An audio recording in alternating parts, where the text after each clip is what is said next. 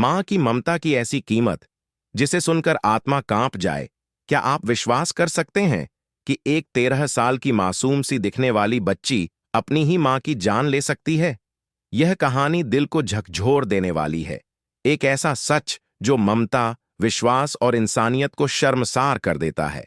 यह घटना ओडिशा के ओसा नामक छोटे से शहर की है, जहां एक मां ने जिस बच्ची को सड़क किनारे बेसहारा हालत में पाया था, उसी ने 13 साल बाद उसकी हत्या कर दी।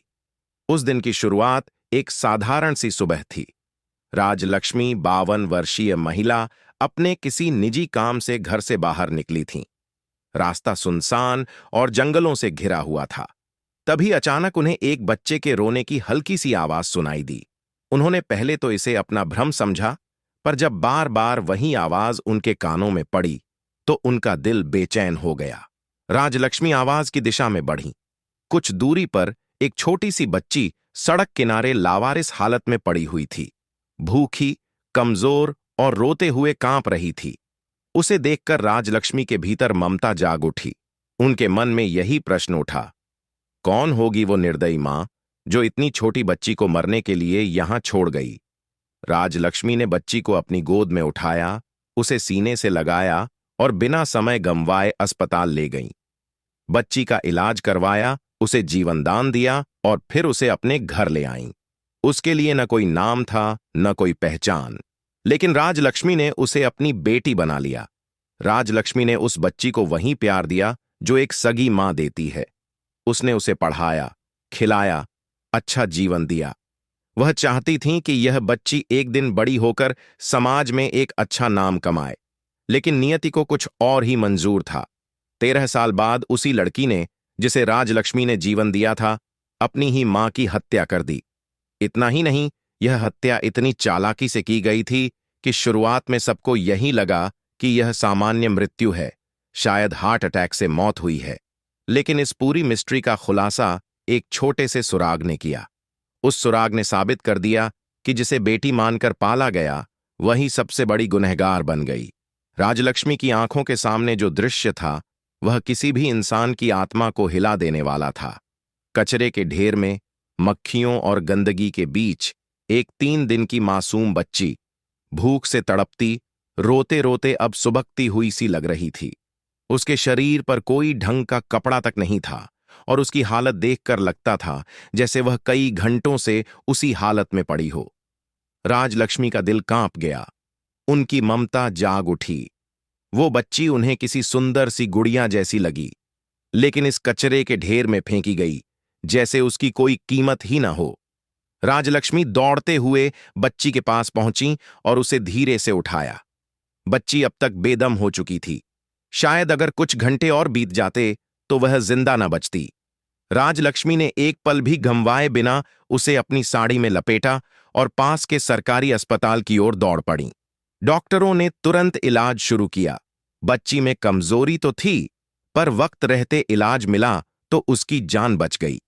कुछ दिनों बाद जब बच्ची पूरी तरह ठीक हो गई, तो राजलक्ष्मी ने उसे अपने घर ले जाने का निर्णय लिया। गांव के थाने में जाकर उन्होंने सूचना दी, मुझे यह बच्ची सड़क किनारे मिली है। अगर कोई इसे पहचानता है या ढूंढ रहा हो तो बता देना। बच्ची मेरे पास है। राजलक्ष्मी ने गांव के मुखिया और आसपास के कई लोगों को भी इसकी जानकारी दी, लेकिन हफ्तों बीत गए, कोई नहीं आया। बच्ची को मानो जन्म देने वाली मां ने ही उसे भुला दिया था। फिर राजलक्ष्मी ने एक बड़ा फैसला लिया। उन्होंने उस बच्ची को अपनी बेटी बना लिया, दिल से स्वीकार किया, उसका नामकरण किया, उसे पालने का संकल्प लिया। उन्होंने खुद से वादा किया कि मैं इसे पढ़ा लिखाकर अफसर बनाऊंगी, ऐसी बेटी बनाऊंगी कि लोग मुझे देखकर कहें, क्या मां है। गांव चोर में उनका घर था, जो देराज क्षेत्र के भीतर पड़ता था। सीमित साधनों के बावजूद राजलक्ष्मी ने अपनी बेटी के लिए सब कुछ न्यौछावर कर दिया। उन्हें बस एक ही सपना था, उस अनचाही बच्ची को इस दुनिया में एक पहचान, एक सम्मान दिलाना। पर नियति में शायद कुछ और लिखा था। राजलक्ष्मी ने अपनी बेटी के लिए गांव छोड़कर गजपति शहर को चुना था, ताकि बेटी को बेहतर शिक्षा और सुरक्षित भविष्य मिल सके। बेटी का दाखिला इंद्रिय विद्यालय में कराया गया, जहां वह पढ़ाई में अच्छी थी और 8वीं कक्षा तक पहुंच गई थी। सब कुछ सामान्य दिख रहा था। एक मां की मेहनत, एक बेटी की तरक्की और एक शांत जीवन। लेकिन 29 अप्रैल को अचानक सब कुछ बदल गया। उस दिन दोपहर को राजलक्ष्मी की बेटी ने अपने मामा शिवप्रसाद मिश्रा को कॉल किया।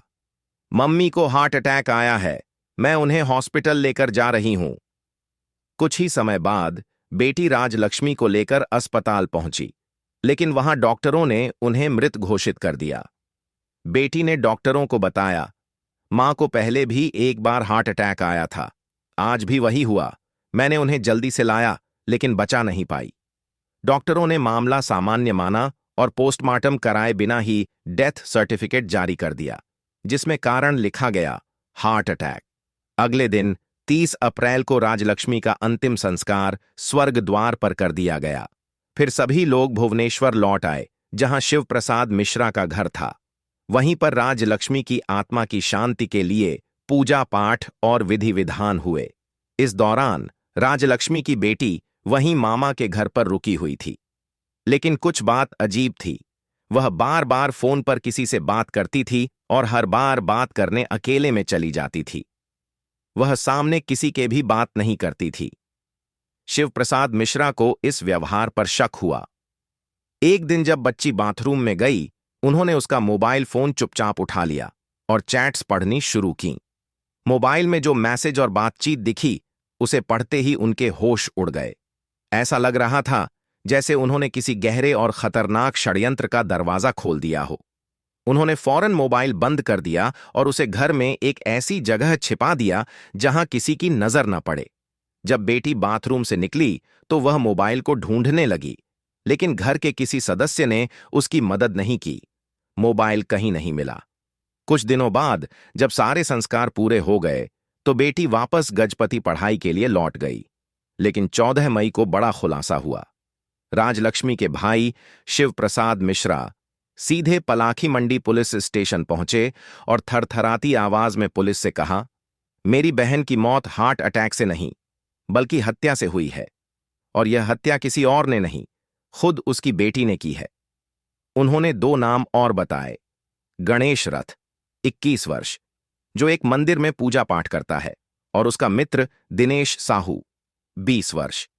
उन्होंने पुलिस को बताया कि इन दोनों लड़कों ने मिलकर राजलक्ष्मी की बेटी को भड़काया और इस पूरे कत्ल की साजिश में शामिल रहे। पुलिस यह सुनकर चौंक गई। एक मां जिसने 13 साल पहले एक लावारिस बच्ची को गले से लगाया था, उसी की साजिश का शिकार बन गई। अब इस मर्डर मिस्ट्री में गहराई से जांच शुरू हुई। पुलिस जब राजलक्ष्मी के भाई शिव प्रसाद मिश्रा से पूछताछ करती है तो सबसे पहला सवाल यही होता है, आपको कैसे पता चला कि यह मौत हार्ट अटैक से नहीं, बल्कि एक सुनियोजित हत्या थी? क्या आपके पास कोई सबूत है? शिव प्रसाद बिना कोई देर किए अपनी भांजी यानी राजलक्ष्मी की बेटी का मोबाइल पुलिस के सामने रख देते हैं। उन्होंने मोबाइल से जो चैट्स और मैसेज पढ़े थे, वे अब पुलिस के सामने थे। उन मैसेजों में न सिर्फ हत्या की बात थी, बल्कि राजलक्ष्मी के सोने के गहनों, हत्या की समय सीमा और बेहोशी की दवा देने की योजना का विस्तारपूर्वक उल्लेख था। एक मैसेज में लिखा था, आज मैंने मम्मी को दवा दे दी है, अब तुम लोग थोड़ी देर में आ जाना, फिर हम सब मिलकर काम तमाम कर देंगे। गहनों को जल्दी से निकाल लेना और किसी को शक न हो, इसलिए सब नॉर्मल दिखाना। यह पढ़ते ही पुलिस को यकीन हो गया कि यह कोई सामान्य मौत नहीं, बल्कि पूरी तरह से एक साजिश थी। पुलिस तुरंत कार्रवाई में जुट जाती है। राजलक्ष्मी की बेटी, गणेश रथ और दिनेश साहू तीनों को हिरासत में ले लिया जाता है और पूछताछ शुरू होती है। शुरुआत में तीनों चुप रहते हैं, लेकिन जब पुलिस ने मोबाइल के चैट, कॉल डिटेल और लोकेशन की रिपोर्ट दिखाई, तब राजलक्ष्मी की बेटी टूट जाती है। वह रोते हुए सारी सच्चाई उगल देती है। उसने बताया, मम्मी को मेरी उन दोनों से दोस्ती पसंद नहीं थी। वह मुझ पर बंदिशें लगाती थीं। मुझे ऐसा लगता था कि मेरी मम्मी मेरी आजादी छीन रही हैं, जबकि मैं सिर्फ अपने दोस्तों के साथ समय बिताना चाहती थी। उसने कबूला कि दोनों लड़कों से उसकी दोस्ती काफी समय से थी, लेकिन उनकी उम्र उससे काफी ज्यादा थी। एक मंदिर में पूजा पाठ करता था, दूसरा उसका बेरोजगार दोस्त था। न पढ़ाई, न भविष्य, बस समय बिताने वाले लोग। और यही चीज राजलक्ष्मी को खटकती थी। राजलक्ष्मी अपनी बेटी को बचाना चाहती थीं, उसे एक अच्छा भविष्य देना चाहती थीं, लेकिन बेटी ने उनकी बात को बांधने की कोशिश समझा और उसी ममता को धोखा दे दिया जिसने उसे कचरे के ढेर से उठाकर जिंदगी दी थी। मां को मौत देने की वजह केवल इतनी थी, मम्मी मेरी आजादी छीन रही थीं। राजलक्ष्मी की बेटी, जिसकी उम्र उस समय केवल 14 वर्ष थी, अभी सही और गलत के बीच का फर्क पूरी तरह समझने की उम्र में नहीं थी। वह एक मासूम मन थी, लेकिन उसी मासूमियत का फायदा उठाया गया। गणेश रथ और दिनेश साहू दोनों ने उसे मानसिक रूप से भड़काया। उसे समझाया कि तेरी मां तुझे रोकती है, तेरा फ्रीडम छीनती है। क्या तू गुलाम है? तू कुछ कर नहीं सकती? तेरे पास अपनी मर्जी से जीने का हक नहीं? धीरे धीरे इन बातों का असर इतना बढ़ गया कि बेटी के मन में अपनी ही मां के लिए नफरत भर दी गई। और फिर उन्होंने एक खतरनाक फैसला ले लिया, अपनी मां को रास्ते से हटाने का। हत्या की योजना बेहद शातिर थी।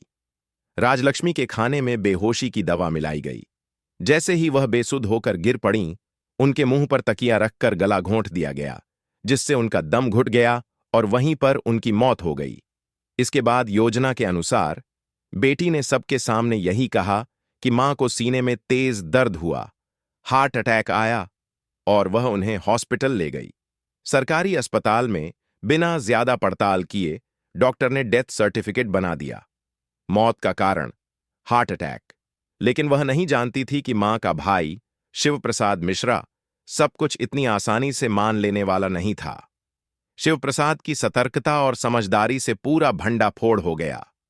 जब उन्होंने बेटी के मोबाइल में चैट पढ़े तो उन्हें सच्चाई का आभास हो गया। पुलिस को सूचना दी गई और फिर तीनों आरोपी, राजलक्ष्मी की बेटी, गणेश रथ और दिनेश साहू, गिरफ्तार कर लिए गए। पूछताछ में सबने अपना जुर्म कबूल कर लिया। राजलक्ष्मी की बेटी चूंकि नाबालिग थी, उसे सुधार गृह, सिद्धार्थ गृह भेजा गया। गणेश रथ और दिनेश साहू, जो बालिग थे, उन्हें सीधे जेल भेज दिया गया। इस घटना ने पूरे इलाके को स्तब्ध कर दिया। लोगों के मन में एक ही बात गूंज रही थी, जिस मां ने कचरे के ढेर से उठाकर इस बच्ची को नई जिंदगी दी, अपना सब कुछ न्योछावर किया, वही उसकी हत्यारी बन गई। यह सिर्फ एक हत्या नहीं थी, यह ममता की हत्या थी, विश्वास की हत्या थी, इंसानियत की हत्या थी। दोस्तों, यह सच्ची घटना हमें सोचने पर मजबूर करती है। आज की युवा पीढ़ी को, खासकर किशोर अवस्था में, कैसी संगत मिल रही है, कैसे विचार उनमें भरे जा रहे हैं। अगर आपके घर में भी कोई बच्चा है जो उम्र में बड़े दिशाहीन लोगों के संपर्क में है, तो सतर्क हो जाइए। प्यार से, समझदारी से, समय निकालकर उन्हें सही रास्ता दिखाइए। मिलते हैं अगली कहानी में। तब तक सुरक्षित रहिए, जागरूक रहिए और अपनों के साथ इंसानियत को जिंदा रखिए। धन्यवाद।